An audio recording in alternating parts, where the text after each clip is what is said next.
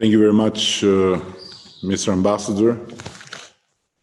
And dear Excellencies, ladies and gentlemen, allow me to greet you all from Tirana, Albania, in these very special circumstances. And it is a pleasure, really, for me and an honor to join you at the 2020 Annual Security Review Conference.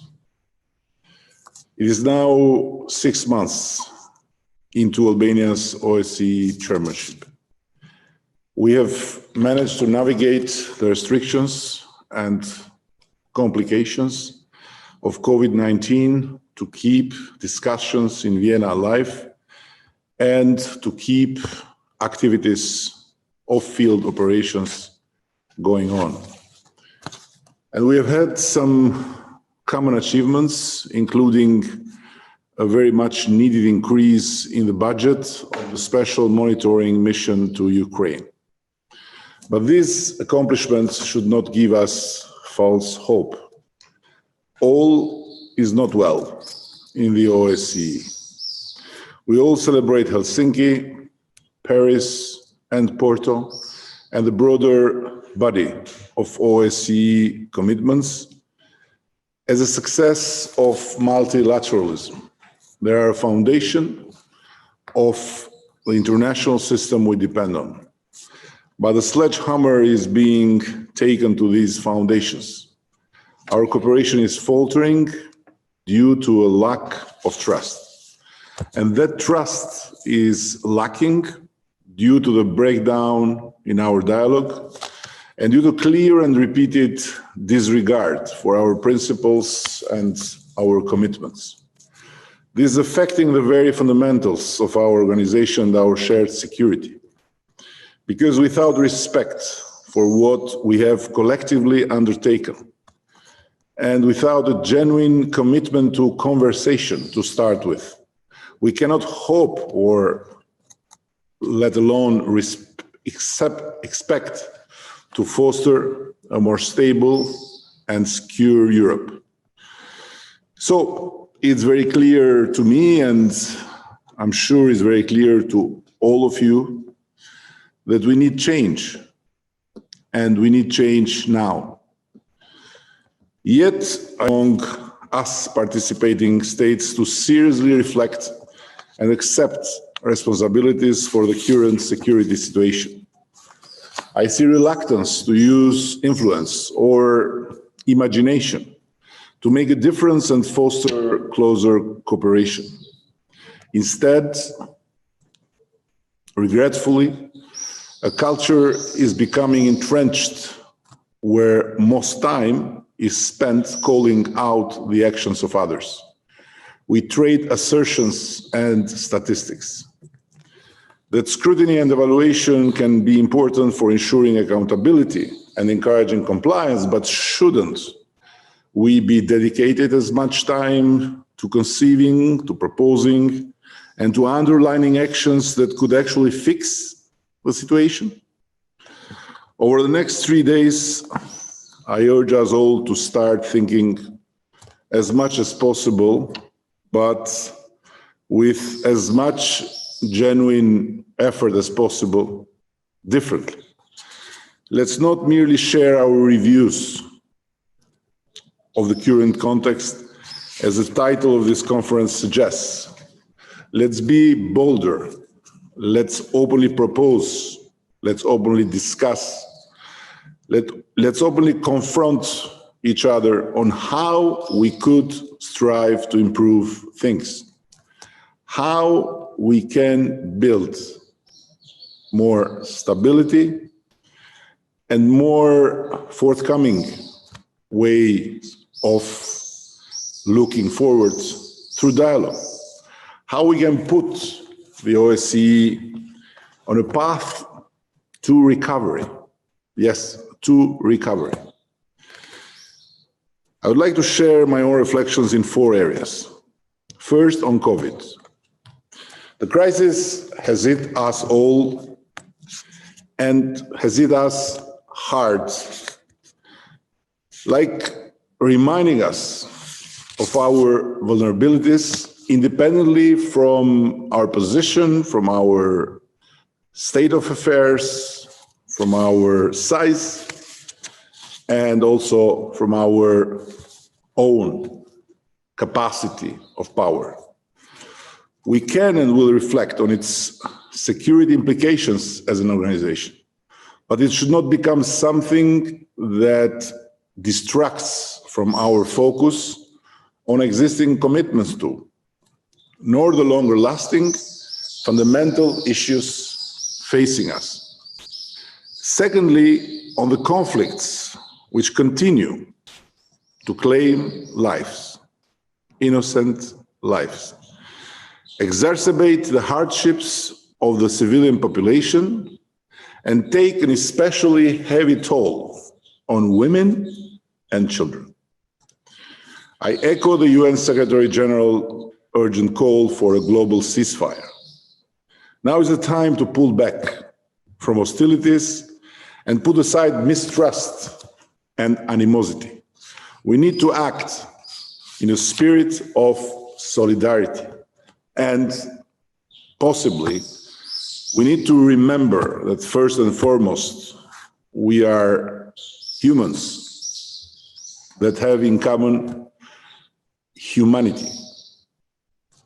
In February, I paid my first visit as chairperson-in-office to Ukraine, where I saw firsthand the work of the OSCE on the ground. At the time, I was upbeat, given recent progress, including at the December summit of the Normandy 4 in Paris. I've stayed continually appraised about the conflict, but I'm concerned by the lack of further improvement. There is no further improvement. We say it time and time again. We need to see full respect for OSCE principles and commitments and full implementation of the Minsk agreements.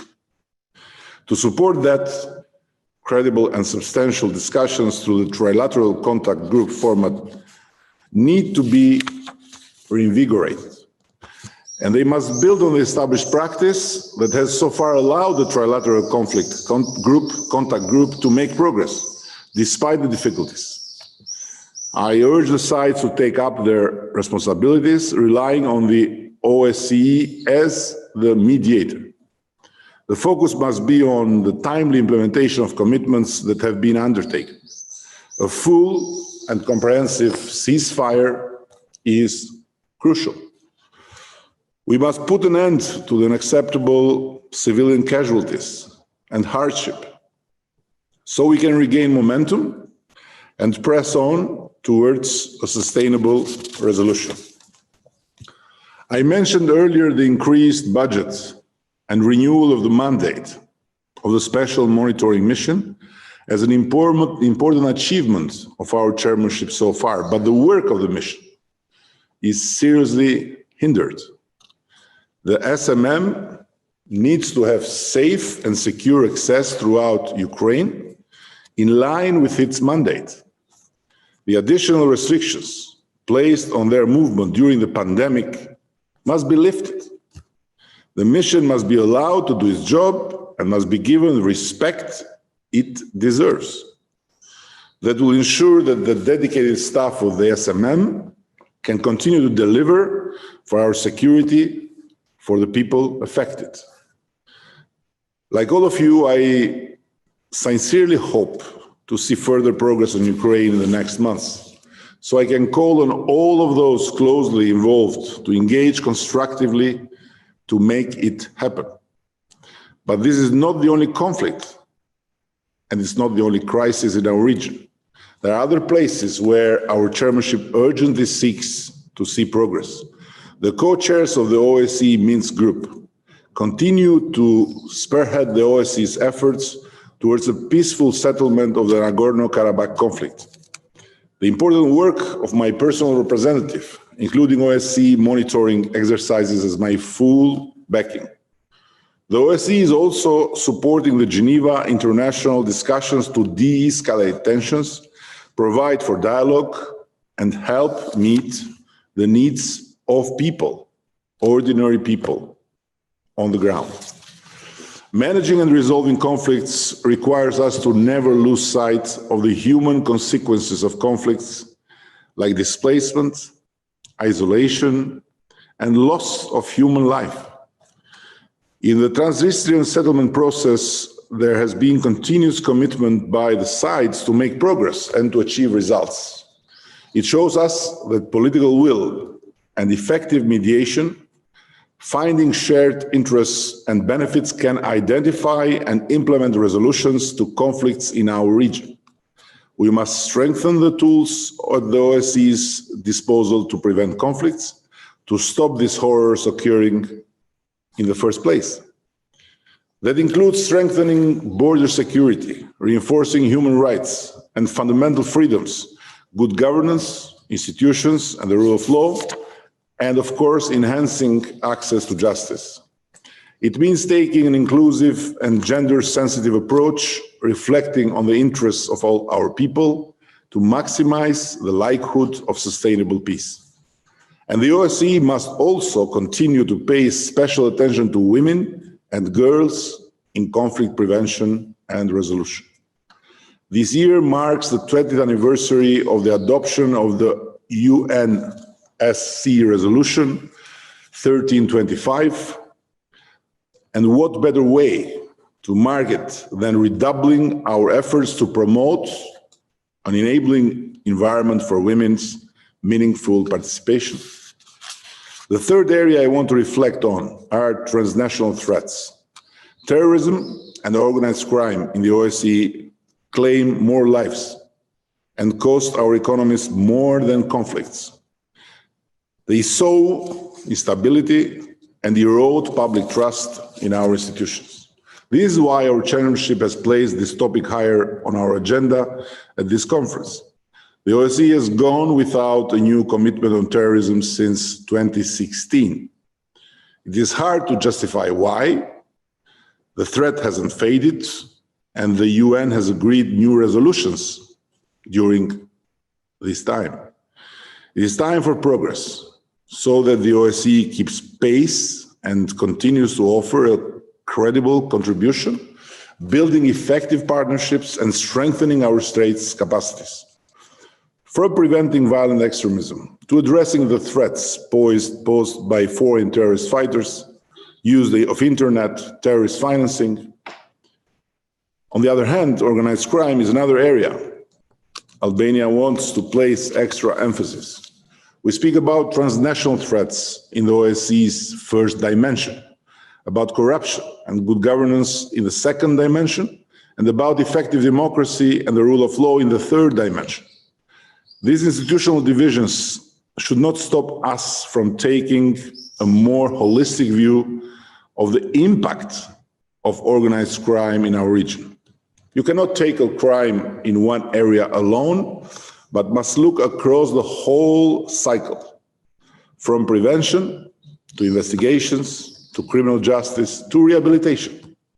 And we must not forget that organized crime remains principally motivated by financial gain. So we must be more coordinated in going after the profits and proceeds of crime, seizing, confiscating, and recovering criminals' assets.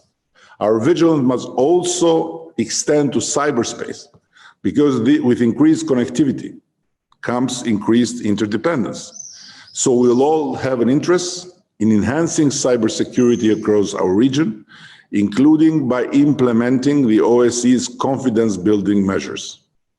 Fourth, and finally, I want to reflect on our arms control frameworks, which are essential tools for our peace and security. These require trust. Without this, they seem to be faltering in front of us. The OSCE has a proud record of confidence and security-building measures, including the Vienna document on 2011. Such commitments need protecting. They are not irrelevant, but to cope with the changing landscape, they need to be updated. So I ask participating states not just to rally behind the OSCE's arms control measures, but to modernize and revigorate them, to prove they still have a part to play in ensuring transparency and risk reduction. This may not be an easy path, but we have the means. We must use formats like the structured dialogue to have a frank dialogue and allow for innovation. And where we can, look for further steps forward to build confidence and strengthen compliance. The same goes for OSCE action on small arms and light weapons. I encourage participating states to continue supporting measures that promote effective export control, destruction of surplus, stockpile security and trafficking, as well as education and public awareness. Dear friends, consensus in this organization is scarce, but it will be no easier to arrive at consensus if we simply lament the state of affairs and just point the fingers at others. Our politics may tempt us to do that, and we may feel comfortable by doing so. But we serve our people, and they need more from us. We need fresh ideas and renewed intent. We need to rediscover the art of effective mediation and the desire and ambition of fighting for compromise. And we need genuine dialogue, an actual conversation based on respect, not just presentations and counter-presentations, statements and counter-statements, blames and counter-blames. If we can adopt a more proactive mentality, I'm confident we can turn things around and improve security within the OSCE space. So let me conclude by thanking you for being here today and counting on your support in that not easy but honorable mission. I wish you a successful conference, and God bless you.